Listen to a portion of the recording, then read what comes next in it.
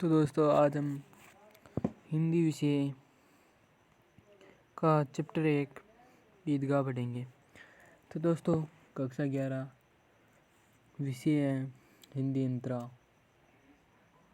तो दोस्तों आप सभी को पता ही होगा कि लॉकडाउन में ऑनलाइन क्लासेस चल रही हैं।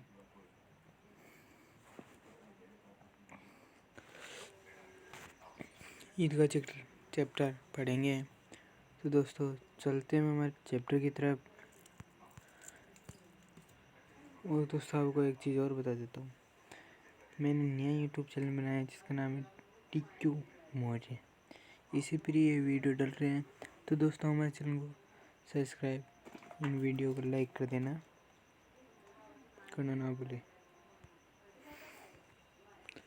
तो दोस्तों लेखक परिचय।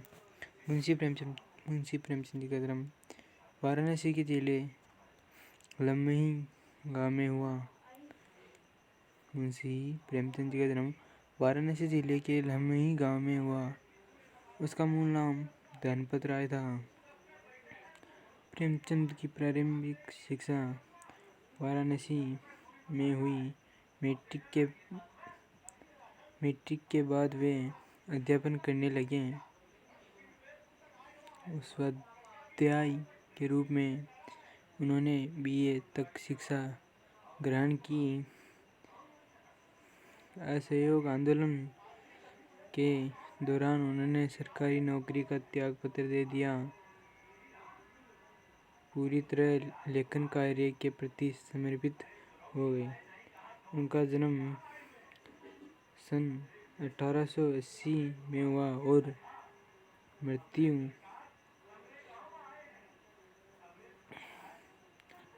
1836 में हुई। और 1837 में मृत्यु हुई।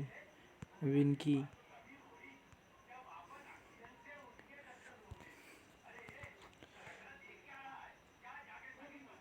इनकी रचनाएं देख लेते हैं।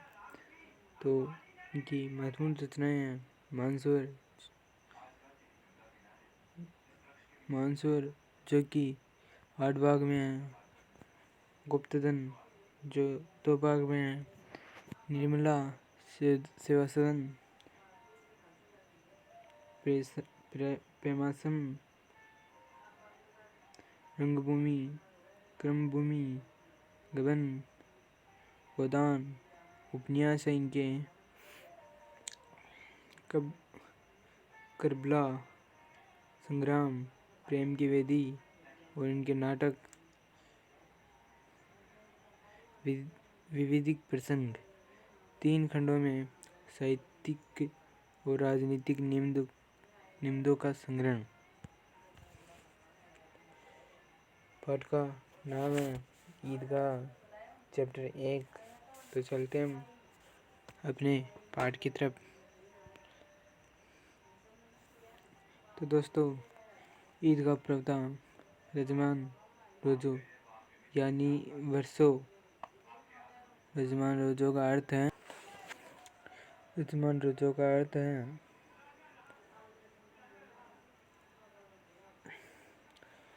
वर्षों महीनों के बाद सभी ईद की खुशियाँ मना रहे थे। चारों तरफ रौनक थी, खुशी की रौनक थी। सभी एक दूसरे के गले बधाई दे रहे थे। बढ़िया बढ़िया पकवान की खुशबू आ रही थी। बच्चे ईद गाह जाने के लिए उत्सुक थे। अमीना कुछ चिंतित थी, जो कि एक बूढ़ी दादी है एक लड़के का नाम है हामिद, जो पहली बार अकेला अपने दोस्तों के साथ ईदगाह जा रहा था। हामिद 7 वर्ष का दुबला पतला लड़का था। बीमारी के कारण उसके माता पिता गुजर गए थे। उनकी माता पिता की मृत्यु हुई थी। बूढ़ी दादी के साथ वो रहता था। अमीना के पास गुजारा चलाने के लिए सीमित साधन नहीं थे। उसके साधन नहीं थे जितना कमाने खाने का, मतलब कैसे वो घर का गुजारा चला सके। उसके पास जितना साधन साधन थे उसी से वो गुजारा चला रही थी। उसके बाद इतना भी साधन नहीं थे और गरीब के कारण वह हामिद को चीज़ें उपलब्ध नहीं करा पाती थी। लेकिन ईद पर हामिद को देने के लिए उसे 3 रुपये जमा किए थे। ये रुपये देकर अमीना हामिद को ईदगाह के लिए रवाना किया। उसे रहकर बुरे ख्याल आ रहे थे कि कहीं भीड़ में खो ना जाए या फिर वो गिर के उसके चोट न लग जाए। तो भीड़ में किसी ने धक्का देते हैं, गिर जाता है, इसलिए चोट न लग। हामिद ने जाते समय उसे कहा था, अम्मी चिंता मत करना, मैं जल्दी लौट आऊँगा। तो अब आगे आते हैं। तो गांव से काफ़ी लोग मतलब झुंड बना के जा रहे थे। अन्य बच्चों के साथ हामिद भी तेजी भाग रहा, मतलब दौड़ रहा था, तेजी से चल रहा था। चलते चलते उसकी नज़र ईदगाह पर पड़ी। ऊपर इमली के घने वृक्षों की छाया थी और नीचे पक्का फर्श जिस पर बिछायत हो रही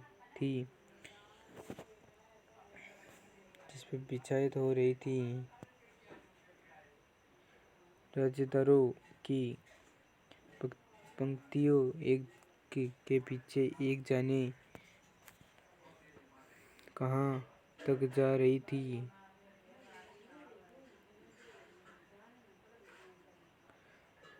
लाखों सिर एक साथ सजदे में झुकते, फिर सब एक साथ खड़े होकर एक साथ फिर वह झुकते और फिर एक साथ घुटनों के बल बैठ जाते।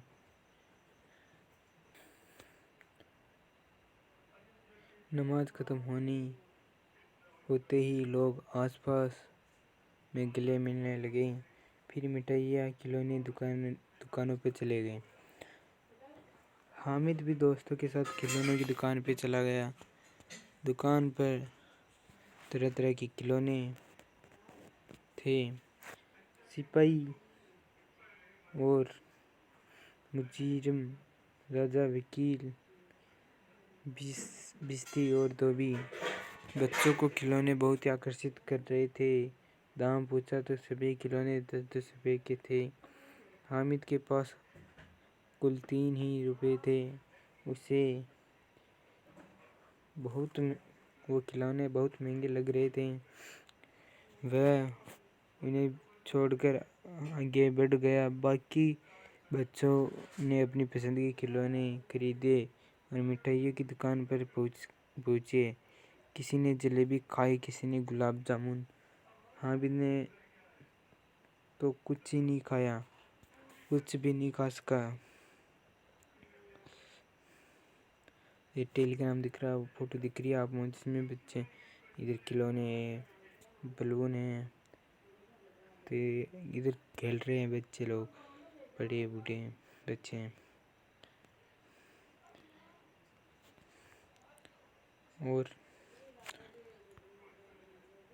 मिठाइयों की दुकान के बाद एक लोहे से बनी हुई वस्तु की दुकान भी थी। बच्चों के लिए यहाँ कोई आकर्षण नहीं था। अकेला हामिद ही दुकान पर रुक गया। उसने वहाँ एक चिमटा देखा। उसे देखते ही हामिद की दादी का ख्याल आया।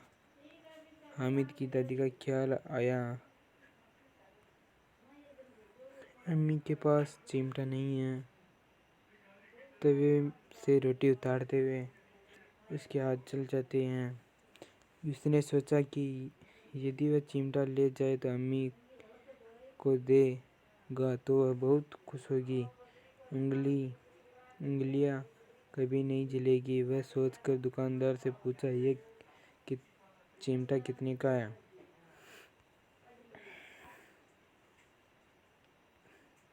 तब दुकानदार ने कहा, चिमटा 4 रुपए का है। हामिद का दिल बैठ गया। उसके पास केवल 3 रुपए थे। उसने हिम्मत सॉरी दोस्तों, एक सेकेंड। सॉरी दोस्तों, मेरे गले में कुछ हिचकिचाहट हो गई थी, इसलिए। तो चलते हैं हम अपने वीडियो की तरफ। तो उसने हिम्मत जुटाते हुए कहा, 3 रुपए में देते हो तो दे दो। दुकानदार मान गया। तब हामिद ने 3 रुपए में चिमटा खरीद लिया। हामिद गर्व से चिमटे को कंधे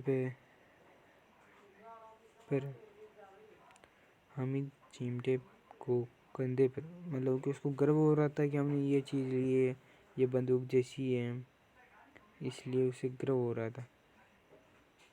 तो चिमटे को कंधे पे लेके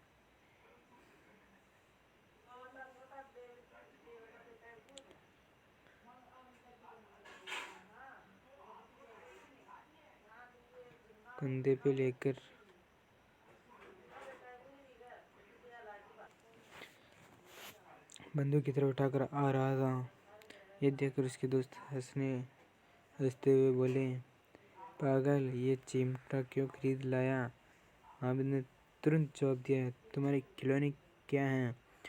कोरी मिट्टी, जरा गिर पड़े टूट फूट कर खत्म हो जाएंगे।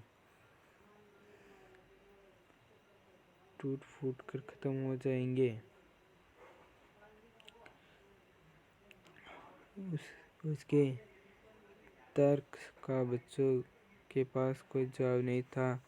सभी ने चिमटे को देखने की इच्छा प्रकट की। हामिद का चिमटा सभी दोस्तों के हाथ से गुजरा और सभी ने उसे सराहा कि ये बहुत अच्छा है। ये से कहा सराहा करता है, बहुत अच्छा इसे। और देख सकते हो किसने क्या खिलौना लिया, किसने क्या। हामिद ने चिमटा लिया था एक। तो आगे चलते हैं हम वीडियो की तरफ, नेक्स्ट टॉपिक की तरफ। तो 11 बजे थे। गांव में हलचल मच रही थी। सभी गांव वाले ईदगाह से वापस आ गए थे।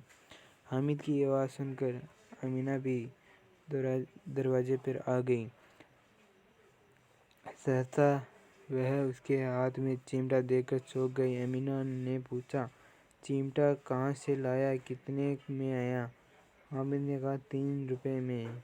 अमीना क्रोध में आ गई और बोली, दोपहर हो गई है, लेकिन तुमने कुछ नहीं खाया और कुछ पिया। 3 रुपए थे, उसका चिमटा लाया। हामिद ने अपराधी भाव से कहा, तुम्हारी उंगलियां जल जाती थी, इसलिए मैंने चिमटा खरीद लिया।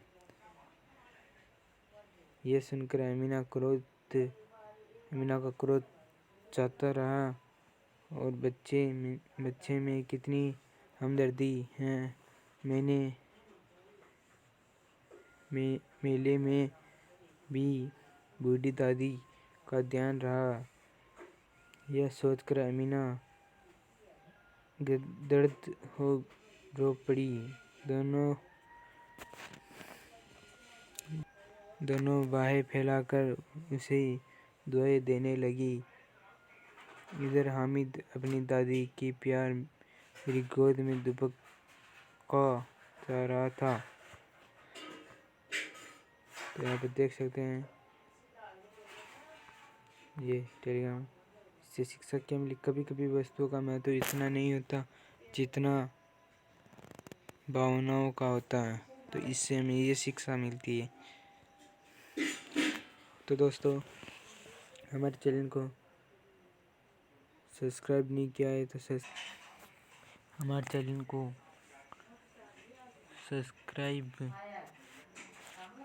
चैनल को